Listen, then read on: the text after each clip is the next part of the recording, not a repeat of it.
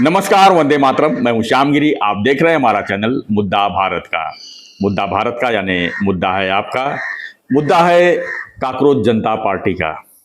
जी हाँ, दिल्ली के जंतर मंतर में जिस तरह से हंगामा चल रहा है, जिस तरह से वायलेंस चल रहा है, जिस तरह से पुलिस और छात्रों में मुठभेड़ चल रहा है, उसको देखते हुए हम एक ही चीज याद आती है कि 2013 में जिस तरह से अन्ना हजारे का आंदोलन जंतर मंतर से ही शुरू हुआ था और वो पूरे देश में लोग जो है भ्रष्टाचार और महंगाई के खिलाफ एकजुट हो गए थे। तो आज पूरे देश में जंतर मंतर के साथ साथ पूरे देश में जिस तरह से युवा वर्ग नीट पेपर लीक के खिलाफ मैदान पर उतरे हैं, क्या 2013 का जिस तरह से वहां सत्ता परिवर्तन हुआ था, तो क्या सीके यानी काकरोच जनता पार्टी सीजेपी ये देख रही है कि मोदी सरकार का तख्ता पलट हो जाए? हालांकि 2013 में आंदोलन अन्ना हजारे का था और 2014 में लोकसभा का चुनाव था, लेकिन यहां पर 2029 में चुनाव है लोकसभा का। और नीट पेपर लीक का ये मामला कोई नया मामला तो है नहीं। इसके पहले न जाने कितने बार पेपर लीक हो चुके हैं, अलग अलग तरह के पेपर लीक हुए हैं, सिर्फ नीट का ही बात हम नहीं कर सकते। तो सवाल ये उठता कि आखिर में काकरोच जनता पार्टी चाहती क्या है, और काकरोच जनता पार्टी के साथ विपक्ष जिस तरह से सुर में सुर मिलाकर सरकार के खिलाफ संसद से लेकर सड़क तक हंगामा कर रही है, उसके पीछे की राजनीति क्या है? तो सीधी सी राजनीति है, इस समय बीजेपी जो है पूरे देश में नंबर 1 पार्टी बनी हुई है। एनडीए उनके सहयोगी दल है, और जिस तरह से पश्चिम बंगाल में ममता बनर्जी की तख्ता पलट हुई, उनकी हार हुई और पब्लिक लोग जो है एक युग का अंत किए, उससे तो विपक्ष के बाद अब कोई मुद्दा ही नहीं रह गया है।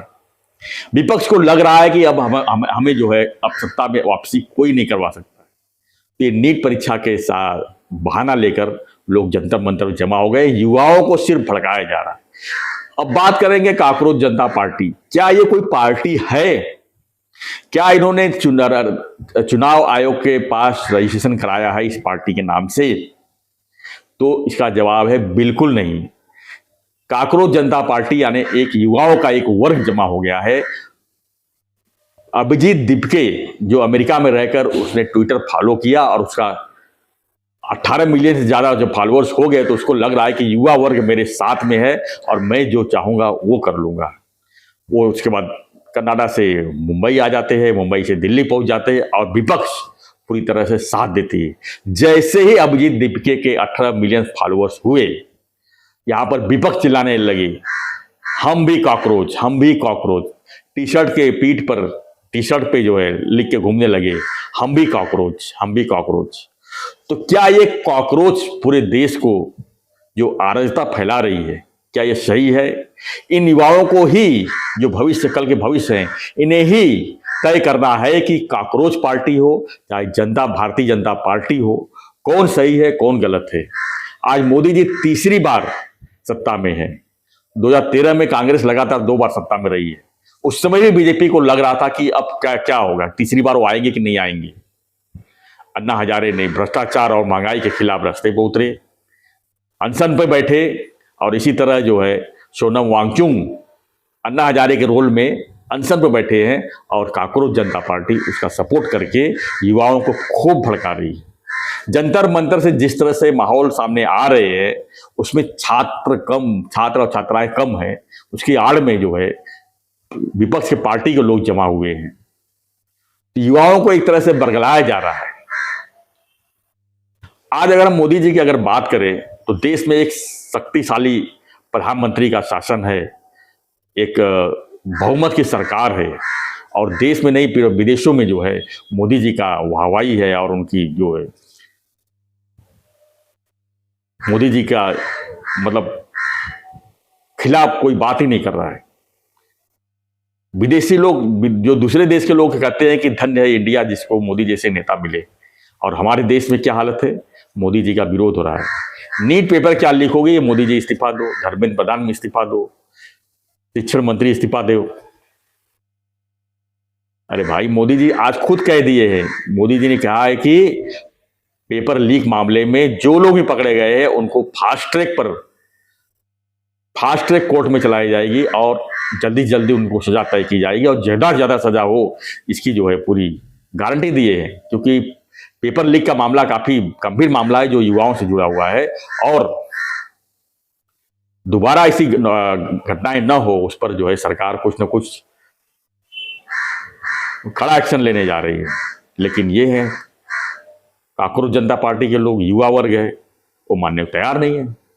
उधर सोनम वांगचुक वो सीधा सीधा कह रहे हैं कि हम अनशन पीछे ले लेते हैं, लेकिन आप जो है इन युवाओं के ऊपर जो केस डाले जा रहे हैं उन्हें वापस लो। अरे भाई, जो हालत श्रीलंका की हुई, जो पाकिस्तान की हुई, जो और भी देशों की हुई है, नेपाल की हुई है। नेपाल में क्या था, ओली सरकार अच्छा खासा चला रहे थे, लेकिन लोगों को पसंद आई, वहां पर हंगामा हुआ।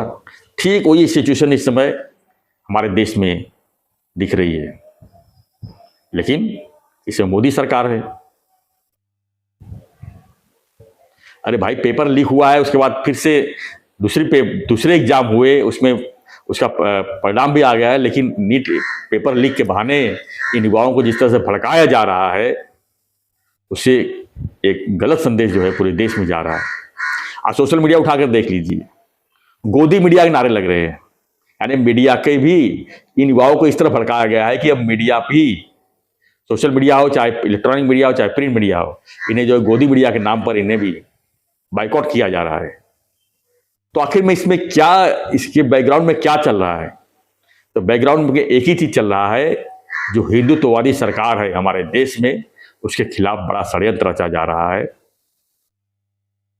इसका होगा कुछ नहीं, लेकिन इन युवाओं को समझने की जरूरत है, इन्हें समझाने की जरूरत नहीं है, इन्हें खुद समझने की जरूरत है कि हमारा भविष्य क्या है। क्या भीड़ में इकट्ठा हो जाने से सभी युवा वर्ग नेता बन जाएंगे? ये अपना भविष्य से खिलवाड़ कर रहे हैं।